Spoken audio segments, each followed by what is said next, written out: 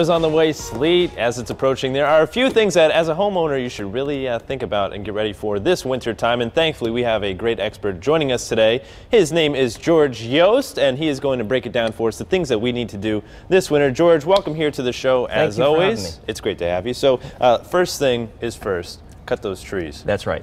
If you have hanging limbs over your house or over your power lines, the drawback to that is when you have an ice storm, it could pull it down, you lose power, and cause all kinds of problems. And remember, that's why the power companies are out there with their trucks cutting down limbs, just for that exact reason. So are you saying that you will personally go to all of our viewers' homes and cut down their trees, George? No, I will pray for you. Oh, there you go.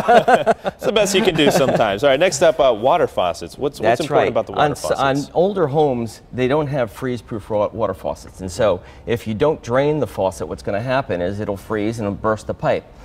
A simple item you can buy at any home improvement store is a faucet cover. You just hook it onto the faucet.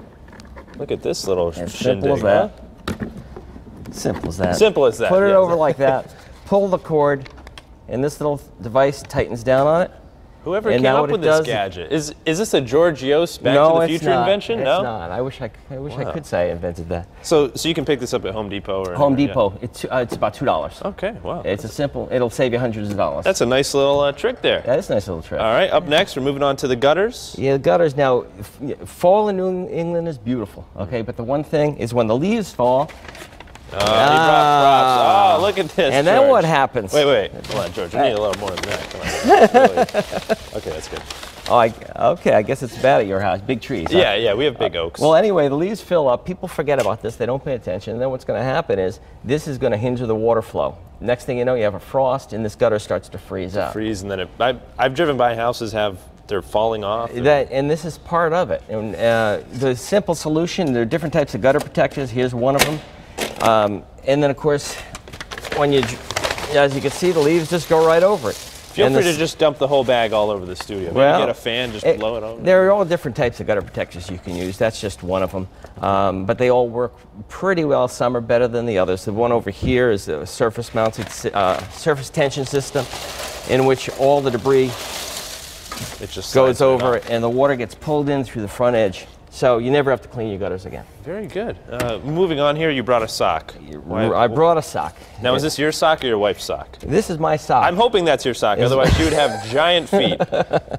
Well, the reason I brought this sock is because a lot of people last year, they were all told and they found on YouTube that the way to get rid of ice dams, because this is the #1 question that's asked to me this year, is how to solve the ice dams on their house.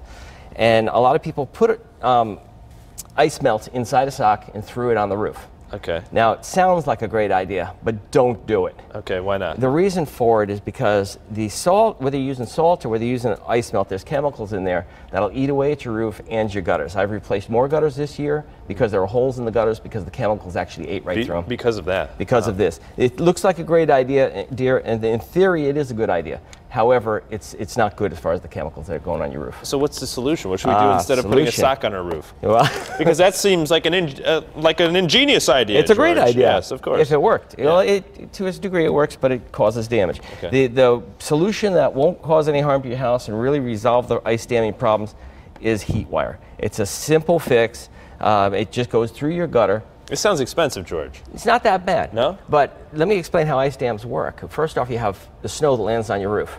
And then last year was a perfect example because we had snow after snow after snow. And at each day as it built up, the underlying snow up above would melt from heat loss in your attic or from the sun's rays. And then it can run through your house. That actually happened on my ceiling where the ice melted and then it ran through into the reason it gets in their house is because what happens when it gets down to the edge of the roof edge, if you use this sample right here, gets down the edge of the roof edge, the water gets down here, and at about 4:30 when the sun sets, it freezes up.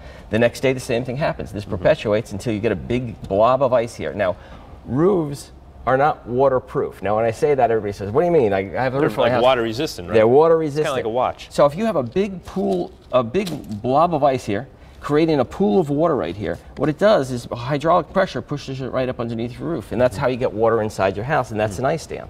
So the simple solution is heat wire. You run it through the gutters, up the downspouts, and then you could run it in a zigzag pattern. Let me move my arm out of the way. A zigzag pattern up and down the roof. We have a photo here as well. Yep, and that photo is a perfect example. That right there is shown this past year's storm. at the end of the year, and you could see where the line is, where the ice wire just melted it. The way it works is the ice wire is perfectly safe. It only heats up to about 40 degrees. We have time for one more tip. Okay. Let's talk about chimneys. Chimneys. Or do you want to talk about carbon monoxide? No. Pick. Chimneys. Chimneys. Chimneys it is. Clean out your chimneys if you're burning wood. Burning with wood, put a chimney cap on it, because that will do it'll prevent squirrels and birds from falling down your chimney. Also prevents water from going down. And the final thing is a carbon monoxide detector. Very important, and make sure it has fresh batteries so that it's working. And of course, a quick little plug for our friends at Kidde. That's who you want to go to for your carbon monoxide detector. George, thank you so much for joining us here on CT Style. You have to come back soon, give us some more tips. Do I have to rake the leaves? Well, somebody's got to do it. I feel like I'm going to end up having to do it, unfortunately. But hey, thankfully, coming up on the show, we're going to tell you how the Knights of Columbus is helping refugees that are